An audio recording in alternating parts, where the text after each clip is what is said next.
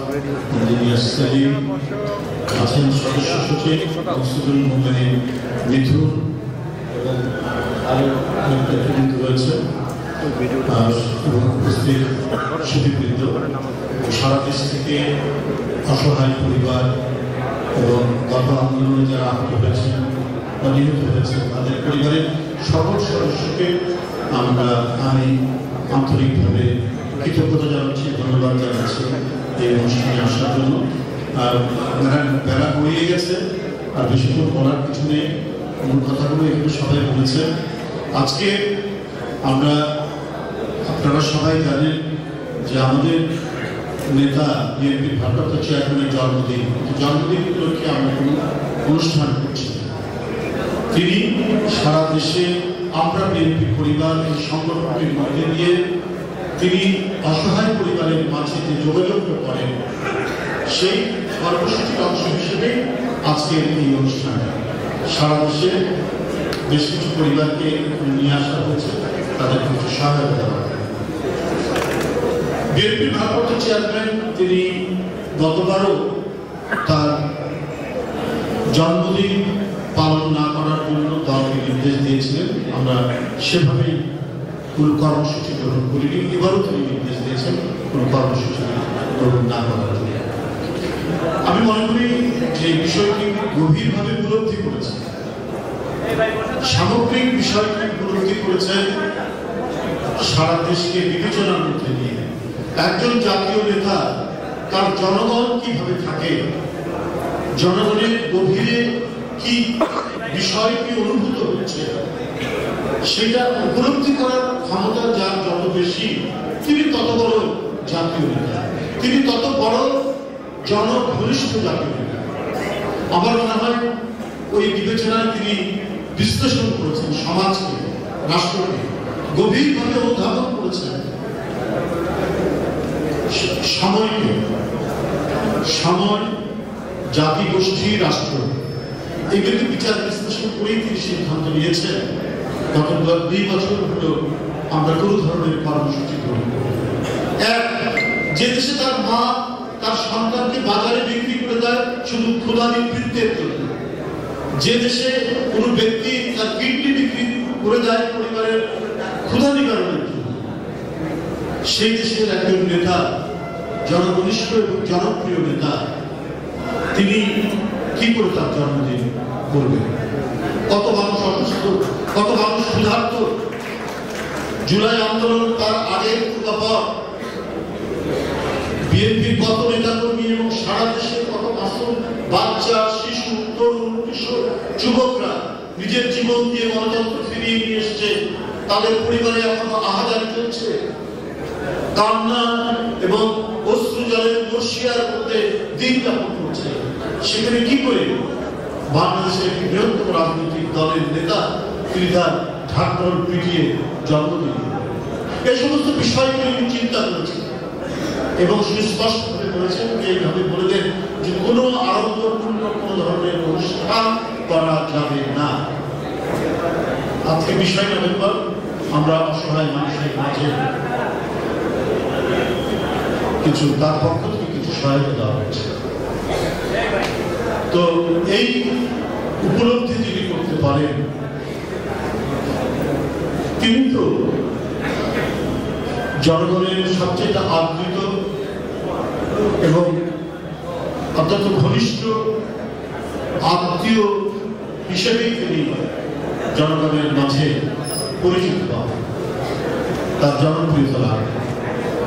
এইটাই যে একজন রাজনৈতিক নেতা তিনি তার মধ্যে যদি মানবিক গুণাবলী না থাকে তাহলে সে যত কথা বলুক আর বিভিন্ন জনপ্রিয় কর্মসূচি দিয়ে ক্ষমতায় আসুক, ক্ষমতা আসতেও পারে, অনেকে এসছে, হিটলারের দৃষ্টান্ত আছে, মুসলিমের দৃষ্টান্ত আছে, ওরা কিন্তু গণতন্ত্রের কথায় নির্বাচনের মাধ্যমে ক্ষমতায় এসেছে, কিন্তু তার ভিতরে মানবিকতা ছিল কিনা এটা সন্দেহ, এটা সে সময় কিন্তু যাচাই হয়নি।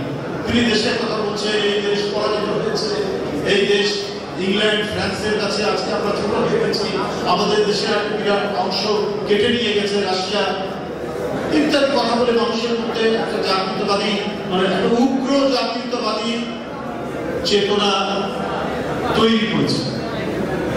কিন্তু এই জাতীয়তাবাদের সাথে যদি মানবিক গুণাবলী সংযুক্ত থাকতো, তারা 60 লক্ষ ইহুদিকে পুড়িয়ে মারতেন না। এবং আপনার যে ধরনের টর্চার সেল তিনি করেছেন, গ্যাস চেম্বার তিনি করেছেন, সেই গ্যাস চেম্বারের মধ্যে যেখানে হয়তো একটা চেম্বারের মধ্যে 5 জন লোক থাকতে পারে, সেখানে 50 জন লোককে ঢুকিয়ে একেবারে শ্বাসরুদ্ধ করে হত্যা করতে পারবে। তাই প্রকৃত গণতন্ত্রের সাথে মানবতার একটা নিবিড় সম্পর্ক আছে। যে নেতা যত বেশি মানবিক, তিনি তত বেশি গণতন্ত্রী। শেখ হাসিনা সেইখানটাই ছিল তার সবচেয়ে বড়।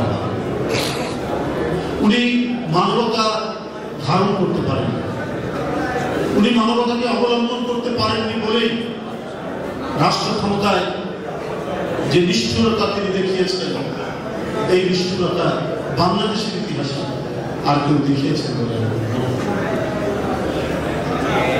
আজকে তিনি 5ই আগস্টের পর থেকে না, তার আগে আমরা বিএনপি পরিবার উন্নয়নের এবং মিঠুনের নেতৃত্বে যে প্রতিষ্ঠা করেছিলেন, এটা কিন্তু 5ই আগস্টের আগে এবং তারও আগে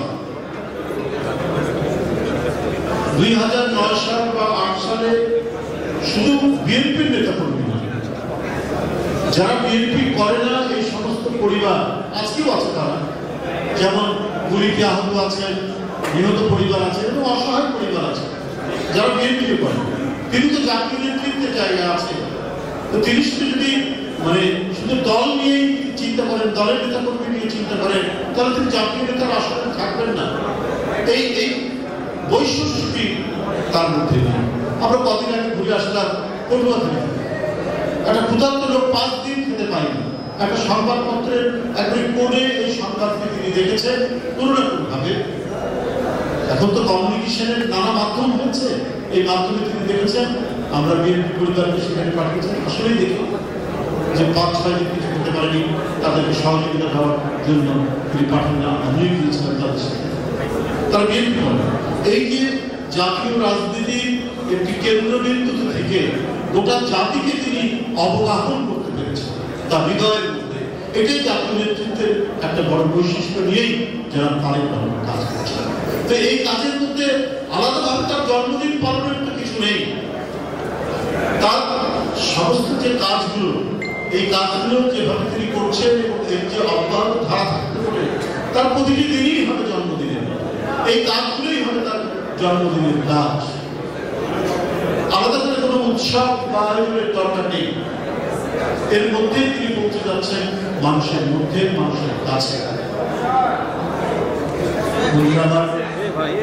আমি এই জন্যই এই কথাটা বললাম যে এই দিক এই বৈশিষ্ট্যটার উপরে বেশি জোর দিয়েছেন, বেশি গুরুত্ব দিয়েছেন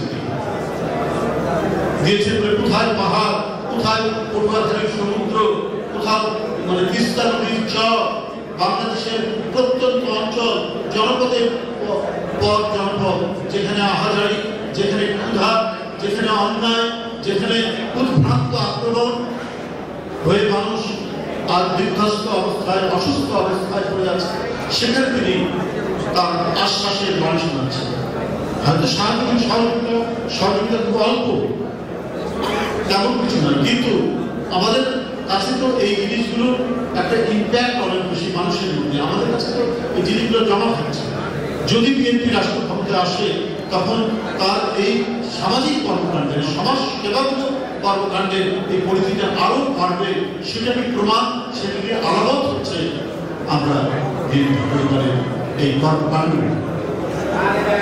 আমি যে কথাটি আগেই বলেছিলাম যে আমরা কিন্তু কাজ করছি, মানুষ হয়তো জানছেন যে আমরা কাজ করছি, কিন্তু অনেক কাজ তিনি আগে যেভাবে করে রেখেছেন। আমি গত পরশুদিন আমরা বগুড়ায়, আমার এক নেতা বললেন একটা ছেলে ব্রিলিয়ান্ট ছাত্র স্কুলে পড়ে, তিনি খবর পেয়েছেন তার স্কুলে এবং তার পড়াশোনা এবং শিক্ষার খরচের জন্য প্রতি মাসে 1000 টাকা। ব্রিলিয়ান্ট ছেলে ম্যাট্রিক পাস করেছে, ইন্টারমিডিয়েট পাস করেছে, সমস্ত ইন্টারমিডিয়েট করতে সব টাকা প্রতি মাসের টাকা তিনি একবারে নিয়মিত পাঠিয়েছে। এরপরে ছেলেটা মেডিকেল কলেজে চান্স পেয়েছে। কিরকম আপনার মেধাবী ছিলেন, মেডিকেল কলেজে চান্স পাচ্ছে, সরকারি মেডিকেল কলেজে তো কম্পিটিশনের মাধ্যমে হবে। এরপরে তুমি টাকা বাড়িয়ে দিয়ে 2000 টাকা পাচ্ছে, 2000 টাকা করে ওই ছেলেটিকে দিতেন এবং সে এখন ডাক্তার হয়ে বেরিয়ে এসছে। তো রাষ্ট্রের সামগ্রিক দায়িত্ব হচ্ছে এটা, যেটা উন্নত দেশগুলো করে, সোশ্যাল ওয়েলফেয়ার, তারপর সোশ্যাল সিকিউরিটি, এই সমস্ত মাধ্যমে করে। তো তিনি ব্যক্তিগতভাবে দীর্ঘদিন আছে বিএনপি রাষ্ট্র ক্ষমতার বাইরে, কিন্তু একটা সোশ্যাল ওয়েলফেয়ার মূলক কল্যাণমূলক রাষ্ট্র গঠনের যে চিন্তা এবং তার জন্য যে কাজ, তার কিছু বৈশিষ্ট্য এখন থেকে আমরা তারেক রহমানের বিভিন্ন কর্মকাণ্ডের মধ্যে জানতে পারছি। বন্ধুরা আমার, আজকে এই ধরনের ইতিবাচক কাজগুলো হচ্ছে বলে আজকে মানুষের যে প্রত্যাশা সেগুলো কিন্তু ফিরে আসছে। নিপীড়িত নির্যাতিত যারা করেন, অন্যায়ভাবে যারা ক্ষমতা ধরে রাখতে চান, তারা কিন্তু একটা পর্যায়ে পরাজিত হয়। আর যারা ভালো এবং মঙ্গলদায়ক কাজ করেন মানুষের জন্য, নিশ্চয়ই তার ভালো কাজটি সেটাকে একবার বাধা প্রদান করে আটকে রাখলেও সেটা ফিরে আসে। তার প্রমাণ আজকে সুপ্রিম কোর্ট তত্ত্বাবধায়ক সরকারের পক্ষে রায় দিয়েছে। এই তত্ত্বাবধায়ক সরকার ব্যবস্থা ছিল যে বাংলাদেশের যে গণতন্ত্রের যে চর্চা এবং অনুশীলন, তার একটা প্রাণ ভোমরা। এই প্রাণ ভোমরাকে হাতে টিপে শেখ হাসিনা মৃত প্রায় টিপে বেড়েই ফেলছে। সেই তত্ত্বাবধায়ক সরকার ব্যবস্থা বেড়ে ফেলার কারণটা, তিনি ক্ষমতাকে চিরস্থায়ী করবেন, পাকাপোক্ত করবেন, আজীবন বাংলাদেশের মহারানী হিসেবে তিনি রাজত্ব করবেন, এই কল্পনা নিয়ে তিনি আদালত সাজিয়েছেন, তিনি আইন শৃঙ্খলা বাহিনীকে সাজিয়েছেন, তার দল তো সাজানোই আছে। সমস্ত পদ্ধতিগুলোকে তিনি ব্যবহার করেছেন। এমনকি তার দলের মধ্যে থেকেও কেউ কেউ বিরোধিতা করেছিলেন যে কয়েক টার্মের জন্য তত্ত্বাবধায়ক সরকার থাক, চিরঞ্জিত সেনগুপ্ত, এই যে আজকে এরাও বলেছিল শেখ হাসিনা কারো কথা শুনবে। এমনকি এতে মানে তল্পি বাহক একজন প্রধান বিচারক সেও পর্যন্ত বলেছে 2 টার্মের জন্য থাকতে রাখা যেতে পারে। তারপর রিটায়ারমেন্টে চলে গেলেন, তার বাড়িতে তার মানে তাকে তো আর ভ্রমণ দিতে হয় না, সে তো নিজেই ভয় খা। শেখ হাসিনার নুন খাওয়া একজন মানুষ ক্রমাগত ভাবে গুণ গিয়ে যায়, খায় না। তিনি বাড়িতে তার সেই হাফ রায় দেওয়া সেই কাগজপত্র নিয়ে এসে ওটাকে তুলে দিয়েছে। কি করেনি একটা দেশকে নিয়ে যে কি খামখেয়ালি করা হয়েছে, কি যাচ্ছে তাই ভাবে দেশকে চালানো হয়েছে। সেখান থেকে চলে গেল, কিন্তু আজকে সেটা পুনর্বহাল। গণতন্ত্রের পথ চলার জন্য বাংলাদেশে কেউ যাতে আবার নতুন করে ফ্যাসিস্ট হয়ে না উঠতে পারে, তার জন্য আমি মনে করি আজকের এই রায়টি অত্যন্ত ইতিবাচক এবং আবারও গণতন্ত্রকে প্রাণবন্ত করার জন্য এবং গণতন্ত্রের যে মানে আমি যে প্রাণ ভোমরার কথা বললাম, সেই প্রাণ ভোমরাটা আবারও পুনরুজ্জীবিত হলো আজকের এই রায়। আমি আর বক্তব্য দীর্ঘায়িত করব না। আজকে আমরা বিএনপি পরিবার মূলত যারা নেতৃত্ব দিচ্ছেন, আতিকুর রহমান উন্নয়ন এবং মিথুন, তারা যেভাবে প্রতিদিন এই সংগঠনটিকে নিয়ে মানুষের কাছে যাচ্ছেন, যারা তারেক রহমানের শুভেচ্ছা নিয়ে সহযোগিতা নিয়ে তারা এটির আয়োজন করেছেন, তাদের এই আয়োজন এবং তাদের অব্যাহত এই মানব কল্যাণমূলক কাজের যে প্রয়াস তারা চালাচ্ছে সেটা এগিয়ে যাবে, এই আশাবাদ ব্যক্ত করে আমরা বক্তব্য শেষ করছি। ধন্যবাদ। ধন্যবাদ অশেষ সাংবাদিক বন্ধুদের দৃষ্টি আকর্ষণ করছি। আমাদের দ্বিতীয় পর্ব আমরা শুরু করছি, মানবিক সহায়তা। আপনার এমন সময় আপনার সামনে সংক্ষিপ্ত বক্তব্য প্রদান করতে যাচ্ছি, যেদিন আমাদের আস্থার বাতিঘর মানবিক নেতা জনাব তারেক রহমানের শুভ জন্মদিন। আমরা এই দিনটি অনাড়ম্বর কোনো অনুষ্ঠানে পালন করতে পারবো না। যে নেতা আমাদের রিজভি ভাইয়ের মাধ্যমে সরাসরি প্রেস নোট দিয়েছেন, এটিও কিন্তু কম বড় মহতি বার্তা না আমাদের জন্য। বড় মহতি বার্তা আমরা দেখেছি এদেশে রক হেডের একজন প্রধানমন্ত্রী ছিলেন, তার নেতারা এবং তিনি কিভাবে তাদের জন্মদিন পালন করেছেন আমরা সেদিকে যাচ্ছি না। আজকে আমরা বিএনপি পরিবারের যে কাজ কর্ম এসব নিয়ে আমাদের বক্তারা কথা বলেছেন, আরো বলবেন আজকে প্রধান অতিথি রিজভী ভাই।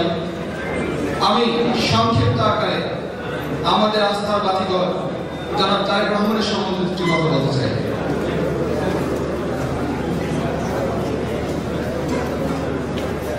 দেখুন, আজকে আমরা যে সময় পার করছি বাংলাদেশে, সে সময় সত্যি কি আমরা ভালো আছি?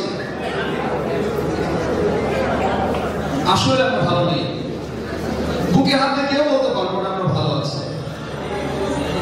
দেখুন, একজন তরুণ নেতাকে আমাদের মিরপুরে প্রকাশ্যে কিভাবে হেলমেট পরে সে গুলি করা হলো। আমরা কি প্রশাসনিকভাবে ভালো আছি? আমরা ভালো নেই। আজকে পুলিশের অরাজকতা, মন্ত্রণালয় দিকে তাকান বিদ্রোহ হয়, আনসার দেখেন বিদ্রোহ হয়, শিক্ষকরা দেখেন সারাক্ষণ প্রেস ক্লাবে ধর্মঘট করে চিল্লাচিল্লি করছে। আমরা সত্যি ভালো নেই। আমি বলবো একটি কথা, সেটি হচ্ছে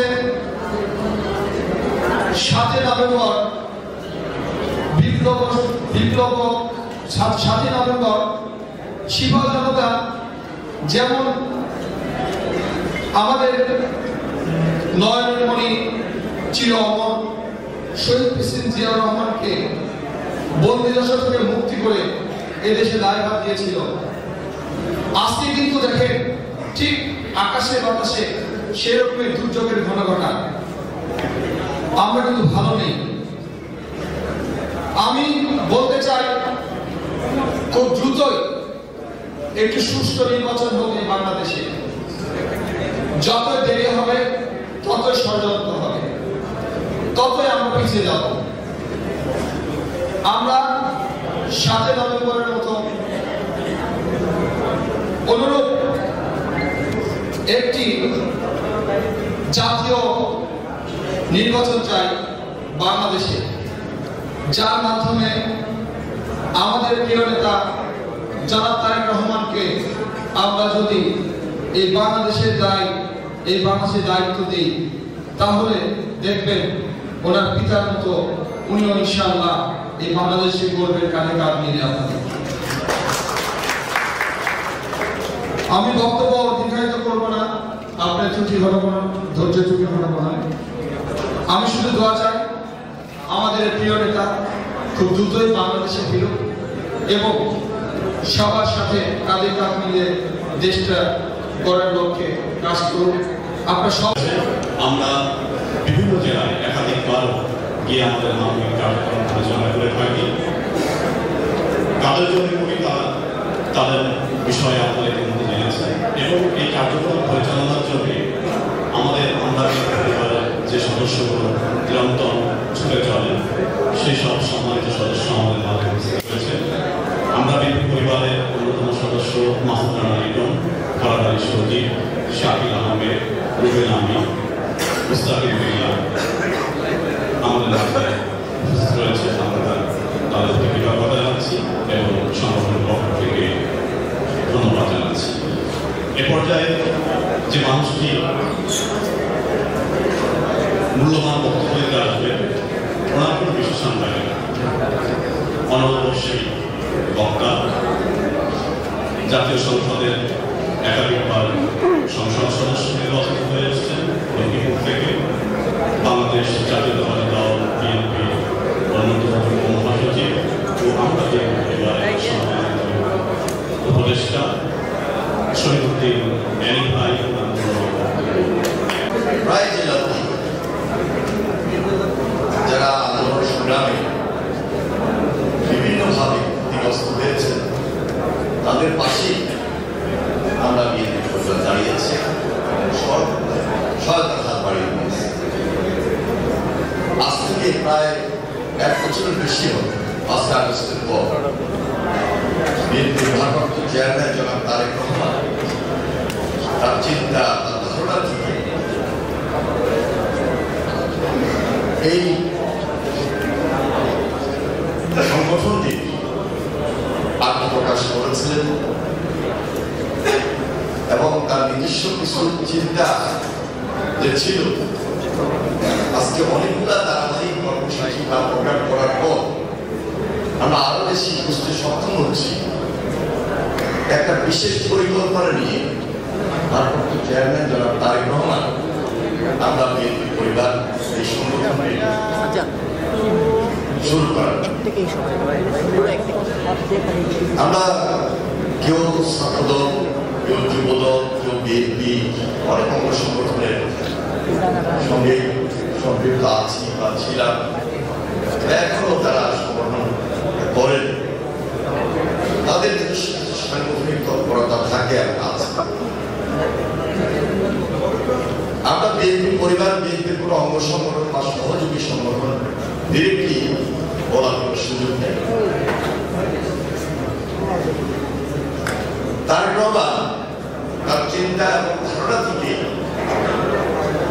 তিনি খুব আগে ভাগে উপলব্ধি করলেন যে এই পরিবারগুলো যেন কোনোভাবে আমাদের এই সাংগঠনিক তৎপরতার মাঝে হারিয়ে যেতে না যায়, এদেরকে পাশে রাখতে হবে, এদের পাশে আমাদের থাকতে হবে। আমি ভারপ্রাপ্ত চেয়ারম্যান জনাব তারেক রহমানের এই যে দূরদর্শী চিন্তা, তার যে মেধা, তার যে যোগ্যতা,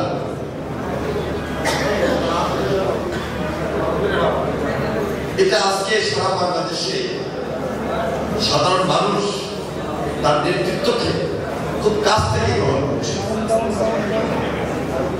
তার বক্তব্য, তার বিবৃতি, তার কথা বার্তা, বিশেষ করে বিবিসিতে আপনারা দেখবেন যে তার একটা যে ইন্টারভিউ খুব স্বাভাবিকভাবে উত্তর দেওয়া, সাংবাদিকদের সঙ্গে কথা বলা, এঙ্গেজ হওয়া, একদম সাদা সিধা খোলামেলা আলাপ আলোচনা। অতীতে বিশেষ করে যদি 17 বছর আমরা দেখি, সাধারণ মানুষ এই ধরনের নেতৃত্ব তো পাই নাই, বরং এখন সাধারণ মানুষের সামনে এই যে তুলনামূলক একটা রাষ্ট্রের নেতৃত্ব কিভাবে হওয়া উচিত, কিভাবে আসা উচিত, সাধারণ মানুষের পাশে কিভাবে থাকা উচিত, এটা তারেক রহমানের ওই দূরদর্শী বা তার মেধা এবং তার যোগ্যতার মাধ্যমে আজকে প্রমাণিত হয়েছে যে একটা দেশের রাষ্ট্রনায়ক অথবা সাধারণ মানুষের নেতা অথবা একটা দলীয় রাজনৈতিক দলের নেতা এই ধরনের হওয়া উচিত, যেটি শহীদ রাষ্ট্রপতি জিয়া রহমান তার জীবন দশা গণমানুষের নেতা হিসাবে, সাধারণ মানুষের নেতা হিসাবে এবং বিএনপিকে গণমানুষের দল হিসাবে তার নেতৃত্বের মাধ্যমে তিনি প্রমাণ করেছেন। দেশের নেত্রী বেগম খালেদা জিয়া তার নেতৃত্বে আমরা দীর্ঘদিন লড়াই করেছি, সংগ্রাম করেছি। তিনি আকস্মিক ছিলেন, তিনি দেশ নিয়ে সবসময় চিন্তা করতেন এবং 17 বছর তার যে ত্যাগ, তার যে শ্রম বৃথা তো যাবেই না। এখন পর্যন্ত তিনি আমাদের সাহস এবং মনোবলের জায়গা রয়েছেন। তার প্রতি যে শ্রদ্ধা এবং সম্মান, তিনি সে শ্রদ্ধা এবং সম্মানের জায়গায় এই যে বিএনপি পরিবার, এই যে জিয়া পরিবার স্বাধীনতার পর এদেশের মানুষ এইভাবে নেতৃত্ব পায়। আজকে এই দেশের মানুষের সামনে তারেক রহমান যেভাবে উপস্থিত হয়েছে, তারেক রহমান যে কাজগুলো করার চেষ্টা করছে চিন্তা করে, ধারণা করে খুব স্বাভাবিক পক্ষে সাধারণ মানুষের কাছে যাওয়ার জন্য, সাধারণ মানুষের পাশে দাঁড়ানোর জন্য তার যে চিন্তা, তার যে শক্তি, তার যে ধারণা, খুবই একজন সাধারণ মানুষের কাজ হিসাবে প্রমাণিত হয়েছে বলে আজকে তারা প্রমাণ দিনের পর দিন, দিনের পর দিন রাষ্ট্রনায়ক হিসাবে একজন পলিটিক্যাল লিডার হিসাবে মানুষ আস্থা এবং বিশ্বাস স্থাপন করতে সক্ষম হয়েছে। এটা আমাদের জন্য, বাংলাদেশের মানুষের জন্য দীর্ঘদিনের প্রতীক্ষা ছিল, দীর্ঘদিনের অপেক্ষা ছিল যে আমরা একটা সত্যিকারের জিয়া রহমানের মতো নেতা চাই। আজকে তারেক রহমান তার দেশের সন্তান হিসাবে, দেশের নেতা হিসাবে সেই নেতৃত্বে এগিয়ে যাচ্ছে। আমি তার প্রতি কৃতজ্ঞতা প্রকাশ করছি এই কারণে যে আজকের এই দিনে তার জন্মদিন। গত 3 দিন 4 দিন আগ থেকে তিনি এই জন্মদিন আনুষ্ঠানিকভাবে অথবা কোনোভাবেই না পালন করার জন্য সরাসরি স্টেটমেন্ট দিয়েছে, নির্দেশনা দিয়েছে। আমি তার দীর্ঘায়ু কামনা করছি আজকে এই দিনে। আজকে আমাদের এই অনুষ্ঠানটি যাদের জন্য আয়োজন করা হয়েছে তাদেরকে আমরা কখনোই ভুলে যেতে পারব না, এবং কখনো যারা ভুলে না যায় এই জন্যই তারা প্রমাণ এই জাতীয় সংগঠন আমরা পরিবার, এই সংগঠনটি আমাদের আজকের প্রধান অতিথি অ্যাডভোকেট রুহুল কবির রিজভী, তিনি চিফ অ্যাডভাইজার হিসাবে গাইড করছেন। এখানে উপস্থিত রয়েছেন সাবেক এমপি রশিদুজ্জামান মিল্লাত, তিনিও এই সংগঠনের উপদেষ্টা হিসাবে প্রথম থেকেই কাজ করছেন, এবং আমি নিজেও এই সংগঠনের পাশে দাঁড়িয়েছি আমাদের ভারপ্রাপ্ত চেয়ারম্যান জনাব তারেক রহমানের উদ্দেশ্যে। আমরা সার্বক্ষণিকভাবে আতিকুর রহমান রুমন এবং মিঠুন তাদের নেতৃত্বে এই যে সংগঠন, তাদেরকে ভালো কাজ করা, এই পরিবারের পাশে দাঁড়ানো, জুলাই যোদ্ধাদের জন্য পাশে থাকা, সারাদিন মিছিল করবো, মিটিং করবো, সমাবেশ করবো, এই বাইরেও তো একটা রাজনৈতিক দলের কাজ আছে। সেই কাজগুলো চোখে আঙুল দিয়ে বুঝিয়ে দেওয়ার ক্ষেত্রে তার প্রমাণের যে সেই চিন্তা শক্তি থেকেই আমরা বিএনপি পরিবার এই মানবিক কাজগুলো ধাপে ধাপে করে আজকে একটা পাহাড় পর্বত সমান অবস্থানে গিয়ে পৌঁছেছে। সেই জন্য আমি আন্তরিকভাবে মোবারকবাদ জানাই, ধন্যবাদ জানাই আমরা বিএনপি পরিবারকে। তারা স্থাপন করে যাচ্ছে, এটা শুরু কিন্তু শেষ নয়। আমরা বিশ্বাস করি যে বাংলাদেশ জাতীয়তাবাদী দলের যে রাজনীতি, সাধারণ মানুষের পাশে দাঁড়ানো, আন্দোলন সংগ্রামের মধ্য দিয়ে ফ্যাসিবাদের বিরুদ্ধে লড়তে গিয়ে আমরা অনেকেই জেল খেটেছি, আমরা অনেকেই মামলা হামলার শিকার হয়েছি, আমাদের পাশ থেকে অনেক টাকা কর্মী শহীদ হয়েছে, গুমের শিকার হয়েছে, খুনের শিকার হয়েছে। আমরা বিএনপি পরিবার তাদের রহমানের নেতৃত্বে আমরা তাদেরকে বলবো না, বলতে পারি না। আমরা ভিতরে বলছি যে আগামী দিনে এই দেশে যে নির্বাচনটা হবে, ইনশাআল্লাহ বাংলাদেশ জাতীয়তাবাদী দল এই দেশের নেতৃত্ব দিবে, এবং তারেক রহমান আগামী দিন ওই সরকারের নেতৃত্ব দিবে। এই আশ্বাস আপনাদের সামনে দিতে চাই যে ওই পরিবারগুলোকে তারেক রহমান তার নেতৃত্ব থাকা অবস্থায় আমরা বিএনপি পরিবার সুদূর প্রসারী কাজগুলোকে অব্যাহত রাখবে এবং এই সকল পরিবারের পাশে থাকবে, এই আশাবাদ আমরা ব্যক্ত করতে চাই। খুব বলিষ্ঠভাবে আমাদের থাকতে হবে। কোনোভাবে আমাদের ভিড়ের মধ্যে, সাংগঠনিক কাজের মধ্যে, রাষ্ট্র পরিচালনা করতে গিয়ে আমাদের এই দল, তারেক রহমানের চিন্তা, তারেক রহমানের নেতৃত্ব, তারেক রহমানের সংগঠন, আমরা এই পরিবার যারা বিগত আন্দোলন সংগ্রামে শহীদ হয়েছেন আমি তাদের আপনার মাগফিরাত কামনা করছি এবং যারা এখনো মৃত্যুবরণ করে আছে হারিয়েছে তাদের পাশে থেকে তারা কিন্তু কয়েকজন সারা দেশব্যাপী হাজার হাজার হাজার হাজার এখন একটা অন্তর্বর্তীকালীন সরকার রয়েছে তারা তাদের অবস্থান পাশে দাঁড়িয়েছে তবে ভবিষ্যতে আমরা দায়িত্ব নিয়ে এই পরিবারগুলোর পাশে দাঁড়াতে থাকলে আপনারা আজকে যারা এখানে উপস্থিত হয়েছে আপনাদের সবাইকে সংগ্রামী সালাম অভিনন্দন জানিয়ে আমি আমার বক্তব্য শেষ করছি। খোদা হাফেজ। বাংলাদেশ জিন্দাবাদ। আমাদের প্রধান অতিথি আমাদের সিলেট মহাসচিব ইসবি আহমেদ, আমাদের বিশিষ্ট অতিথি এখানে উপবিষ্ট অ্যানি ভাই এবং আজকে অনুষ্ঠানের সভাপতি বিএনপি পরিবারের আহ্বায়ক এবং অন্য অতিথিবৃন্দ সামনে যারা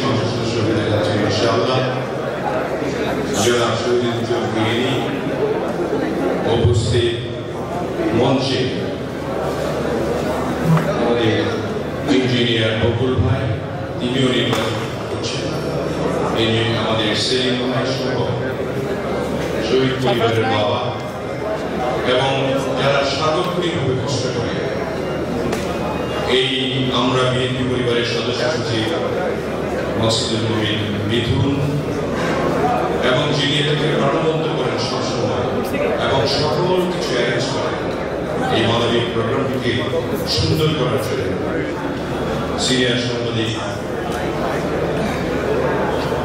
রনি যিনি উপস্থাপনা করছেন আজকে তাদেরকে এবং আমার সামনে উপস্থিত সকল সুধী মণ্ডলী, শহীদ পরিবারের আত্মীয় স্বজন এবং শহীদ পরিবার, আমার সংগঠনের সকল নেতৃবৃন্দ, সুধী মণ্ডলী, আসসালামু আলাইকুম। আমরা আজকে এখানে উপস্থিত হওয়ার একটি কারণ হল মানবিক দায়িত্ব পালন করা। আজকে আমাদের ভারপ্রাপ্ত চেয়ারম্যান যিনি তিনি তার জন্মদিন আছে, সেই জন্মদিনে তিনি মানবিক কর্মকাণ্ড করছেন। আমরা বিএনপি পরিবার এটাকে সাফল্য মনে করছি। অথচ সারা বাংলাদেশে আমরা যে মানবিক কর্মকাণ্ডগুলি করছি, তিনি যে একজন মানবিক নেতা, এই মানবিক নেতার জন্য আজকে আমাদের উচিত হবে দোয়া করা, তাকে যাতে আগামী দিনে আমরা এই মানবিক বাংলাদেশ গড়ে তোলার জন্য তাকে যাতে আমরা এই দেশে রাষ্ট্রের প্রধান হিসেবে দেখতে পারি, সরকারের প্রধান হিসেবে দেখতে পারি এবং সেই জন্য আগামী দিনে আমাদেরকে শহীদ পরিবারকে দেখভাল করার জন্য আমাদের এই বিএনপি পরিবার সবসময় সহ্য থাকে। সেই কারণে তার জন্য আমি আপনাদের কাছে যেসব পরিবার আজ আমাদের মাঝে উপস্থিত হয়েছে, দেখেন জুবাইরের স্ত্রী ভারাক্রান্ত হৃদয়ে তার 2 বাচ্চা নিয়ে এসে উপস্থিত হয়েছে। একটি সরকার আছে, অন্তর্বর্তীকালীন সরকার, তারা কোন শহীদদের, শহীদ পরিবারের কেমন খবর নেয় তা আপনারা জানেন। কিন্তু আমরা বিএনপি পরিবার নামক যে সংগঠনটি ভারপ্রাপ্ত চেয়ারম্যান সাহেব করেছেন, যারা প্রবুল কবির রিজভী ভাইয়ের নেতৃত্বে সারা বাংলাদেশে আমার মনে হয় 40টারও বেশি, প্রায় 45টি জেলায় গিয়ে বিভিন্ন উপজেলা, বিভিন্ন জায়গায় গিয়ে আমরা চেষ্টা করেছি বিএনপি পরিবারের মাধ্যমে শহীদ পরিবারের ভাষায়। সেই হিসাবে আজকেও এই মানবিক অনুষ্ঠানটি অনুষ্ঠিত হতে যাচ্ছে। আমাদের ভারপ্রাপ্ত চেয়ারম্যান সাহেবের নির্দেশ আমাদের এই মানবিক কার্যক্রম যাতে অব্যাহত থাকে সারা জীবনের জন্য, সেই জন্য আমি আপনাদের কাছে অনুরোধ করব যে আগামী যে নির্বাচনটি হচ্ছে, এই নির্বাচনে যাতে আমাদের সত্যি শত্রু, অদৃশ্য শত্রু যারা আছে তারা যাতে আমাদের ক্ষতি না করতে পারে, আপনাদের সেই বিষয়ে সজাগ থাকতে হবে। আমরা যদি এই মানবিক নেতার অধীনে এই বাংলাদেশ পাই, আমরা বিএনপি পরিবারের নেতৃত্বে সকল সদস্য, শহীদদের পরিবার এবং যারা বন্ধু, যারা আহত এবং অসহায় পরিবার রয়েছে, তাদের পাশে আমরা বিএনপি পরিবার সারা জীবন থাকবে যতদিন বাংলাদেশ আছে। সেই কারণে আমি ধন্যবাদ জানাই আমাদের আজকের এই মাননীয় নেতাকে। আজকের এই অনুষ্ঠানে একটা স্পষ্ট বার্তা যে আমরা বিএনপি পরিবার, আমরা মানবিকতার জন্য আমরা প্রস্তুত রয়েছি। এবং শুধু আজকেই নয়, এই অনুষ্ঠানে নয়, বহু অনুষ্ঠান রয়েছে, সবগুলিতেই প্রায় আমাদের আজকে প্রধান অতিথি রিজভী ভাই অনুষ্ঠানে যোগ দিয়েছেন। এই প্রত্যন্ত অঞ্চল একেবারে পার্বত্য চট্টগ্রাম থেকে আরম্ভ করে, খাগড়াছড়ি থেকে আরম্ভ করে কোনো জায়গায় তিনি বাদ দেন। আমরা এই জিনিসটা অব্যাহত রাখতে চাই এবং আপনারা যারা সহযোগিতা করেন, আপনারা যারা বিশেষ করে সাংবাদিক ভাইরা যারা উপস্থিত আছেন, আপনারা সবসময় আমাদের এই বিষয়টি তুলে ধরেন। এই জন্য আপনাদেরকে আমি ধন্যবাদ জানাতে চাই এবং ধন্যবাদ জানাতে চাই এই জন্য যে মানবিক কর্মকাণ্ড যদি মানুষের মধ্যে এটা ফুটে ওঠে এবং অন্যান্য মানুষের মধ্যেও এর বিকাশ ঘটে, এই কারণে আপনাদের আমাদের পরিবারগুলো তো আজকে নিঃস্ব হয়ে গেছে। আমরা সারা বাংলাদেশে খুব সম্ভবত 50টার বেশি জেলাতে বিচরণ করেছি এবং আমরা যে পরিবারগুলো দেখেছি অত্যন্ত সাধারণ পরিবারের সন্তান তারা। বিশেষ করে তারা কখনো রাজনীতির মাঠে এত সোচ্চার ছিল না। আমাদের বিএনপির হয়তো প্রায় 500 শহীদ হয়েছে, কিন্তু বাকি যারা আছে বেশিরভাগই সাধারণ পরিবারের সন্তান। সেই পরিবারগুলো খবর নেওয়ার জন্য পাশাপাশি বিএনপি 17 বছরের নির্যাতিত নিপীড়িত মানুষের পাশে দাঁড়ানোর জন্য, অসহায় মানুষের পাশে দাঁড়ানোর জন্য, কখনো ক্যান্সার আক্রান্ত রোগীর পাশে, কখনো বা খুদে বৈজ্ঞানিকের পাশে দাঁড়ানোর জন্য যে পদক্ষেপগুলো আমাদের বিএনপি ভারপ্রাপ্ত চেয়ারম্যান তারেক রহমান সাহেব নিচ্ছেন, আমাদের নির্দেশ দিচ্ছেন, নাদিরুর রহমান ভাইয়ের নেতৃত্বে আমরা সারা বাংলাদেশে যেভাবে কাজ করে যাচ্ছি, তাই সংগঠনের যে একটা মাইল ফলক হয়ে কাজ করছে, আমরা নিজের অন্তঃস্থল থেকে ধন্যবাদ জানাই এবং আমরা গর্ববোধ করি। এখানে একটা জিনিস লক্ষ্য রাখবো যে একটা দল ক্ষমতা না আসে, এই দলটা যেভাবে মানবিক কাজ করে যাচ্ছে, যেটা কিনা আগে অন্যান্য সরকার ক্ষমতা ছিল, ফ্যাসিস্টদের সেরকম কোনো ভূমিকা ছিল না। বিদায় আজকে ওনাদের দলের নেতাকর্মীদের দেখানো কেউ নেই। যারা পালিয়েছে তারা তো পালিয়েছে, একটা ওয়ার্ডের একটা কর্মীকে দেখানো কেউ নেই। এই জন্য আমি বলি যে দলের নেতা এমনই হওয়া উচিত যিনি শুধু লন্ডনে থেকে 8,000 কিলোমিটার দূরে থেকে নেতা কর্মীদের জন্য ভাবছেন, শহীদ পরিবারের জন্য ভাবছেন, দেশের জন্য ভাবছেন, ভবিষ্যতে দলকে আরো মানবিক এবং উন্নত করার জন্য উনি প্রপার গাইডলাইনের মাধ্যমে পরিচালিত করছেন। আমরা এখানে গর্বিত যে আমরা বিএনপি ভারপ্রাপ্ত চেয়ারম্যান তারেক রহমানের সৈনিক এবং শহীদ প্রেসিডেন্ট জিয়া রহমানের বিএনপি এবং দেশের যে ব্যাংকাদের যে ফাউন্ডেশন করা, সেই বিএনপি করে আমরা এগিয়ে যাচ্ছি। আমি মনে করি যে বিএনপি ভালো মানুষের সংগঠন মিলে কিন্তু আজকে বিএনপি এই মানবিক কাজগুলো করে যাচ্ছে এবং ভবিষ্যতে করবে।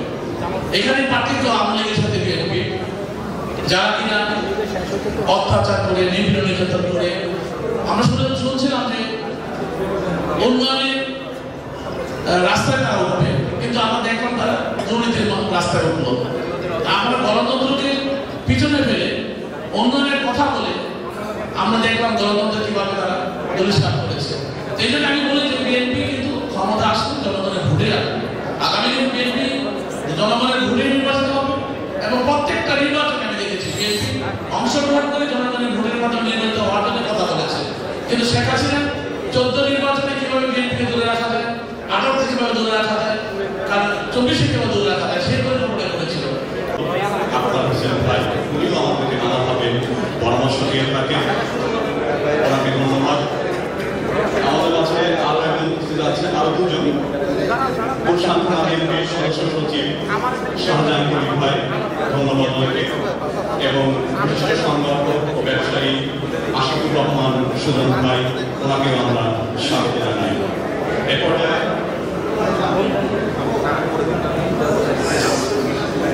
এ পর্যায়ে আমরা বিএনপি পরিবারের সদস্য মুস্তাকিম বিল্লাহ ভাইকে শহীদ জোবায়ের সহধর্মিনীকে মঞ্চে নিয়ে এসে সংক্ষিপ্ত বক্তব্য দেওয়ার ব্যবস্থা করবার জন্য আহ্বান জানাচ্ছি। মঞ্চে আসছেন শহীদ জোবায়ের স্ত্রী চাঁদমণি, যিনি তার দুইটা সন্তান নিয়ে, শিশু সন্তান নিয়ে অসহায় জীবনযাপন করছেন। আসসালামু আলাইকুম। আমি শহীদ জোবায়ের স্ত্রী। 30 জুলাই শুক্রবার বিকাল 5টা, কিন্তু শহীদের স্ত্রী সন্তানের কোনো জায়গায় স্থান নেই, তারা ভালো নেই, কোন শহীদের স্ত্রীরাই ভালো নেই। আমি এতটুকু চাই,